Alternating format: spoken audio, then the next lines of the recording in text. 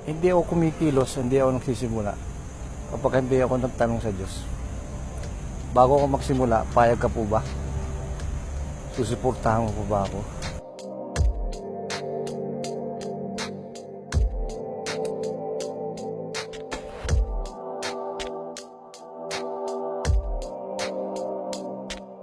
Pinuntahan ako ng kaibigan ko, engineer from Clark Air Base. And he told me, may mga taong nagbebenta ng aeroplano. And during that day, I was very interested. Kinabukasan pinuntahan ko at sabi ko magandang idea as a restaurant.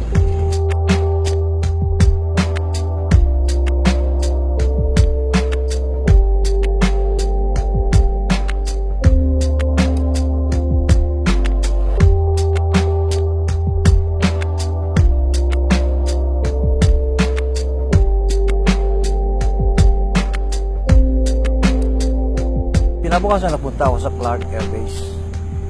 And then tinignan ko yung aeroplano kung talagang maganda pa. But nakita ko siya, wala na akong inabot na laman. Only shell. Nakasubsob na nga yan, wala nang gulong, basta yun lang body. Wala laman, everything. Masyado daw ako imaginative at very creative when it comes to everything. Masyado akong pag tinignan ko isang bagay, iniisip ko kung ano ilalagay doon. Ngayon, hindi ko pa nabibili yung aeroplano. Alam ko na kung saan ko ilalagay, which is higher level para siya lumilipad kapag nasa una siya.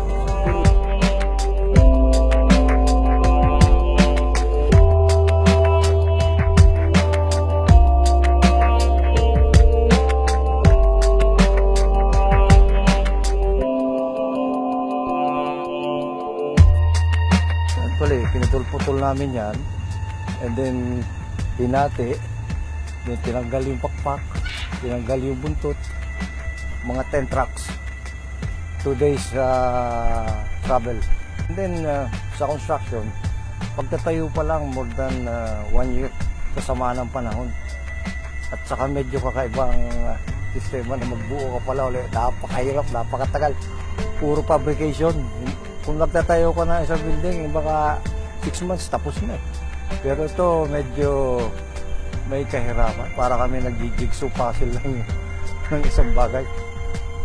Meron kaming kinuha consultant na magaling sa structural design. He was an engineer by the name of Bob. Siya ay nag-design kung paano patitibayin nung bawat mga beam, everything, column, everything, at kung paano itatayo ng matibay.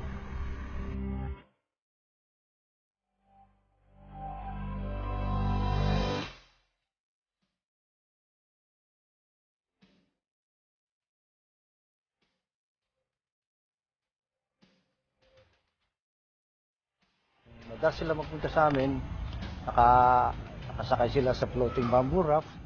Then sasuggest sila minsan na makakita ng iba-iba naman. So pumasok sa isip ko to, magkaroon naman ako ng something fine dining na restaurant na hindi pa nila nararanasan, kagaya ng kumakain sila sa airplane, in flight. Ang gusto ko yung lahat yung may mataas na lugar, mataas na pwesto, and I call it summit because summit is always on the highest, right? Tapos naisip ko yung aeroplano, summit again, but restaurant na siya.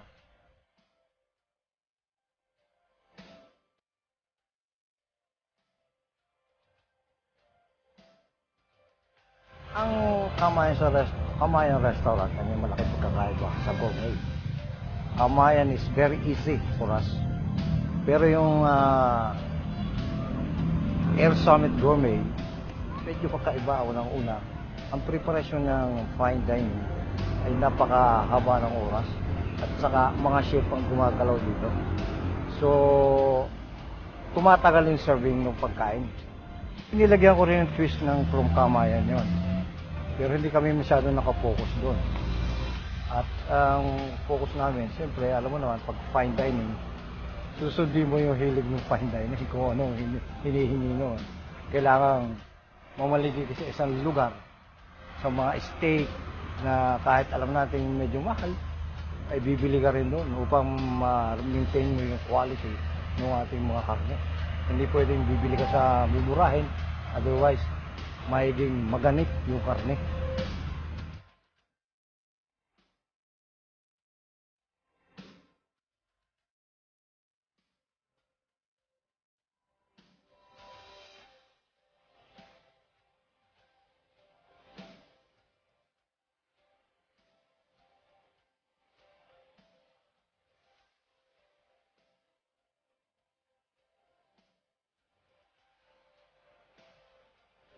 Ang plano ko, gusto kong makatulong sa tao.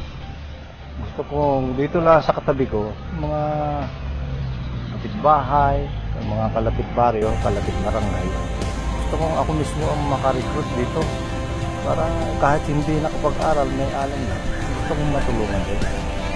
Yun ang aking, kahit naman hindi yan nakatapos, huwag na yung widulaan, gusto kong matulungan din.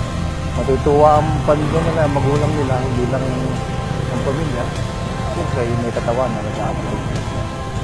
At sana ay mangyari, gusto kong makatulong sa tao.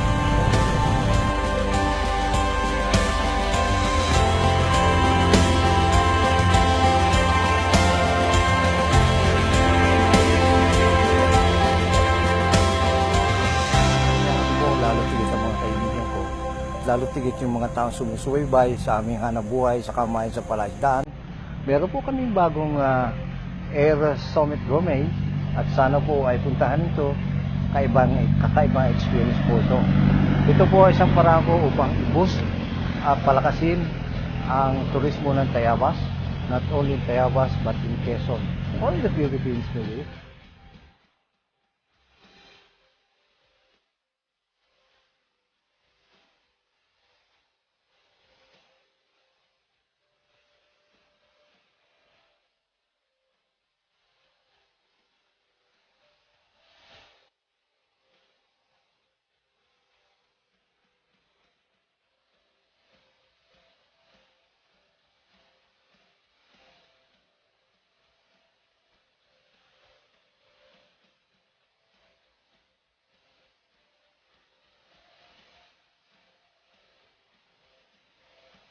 Welcome aboard Air Summit Gourmet. Good morning.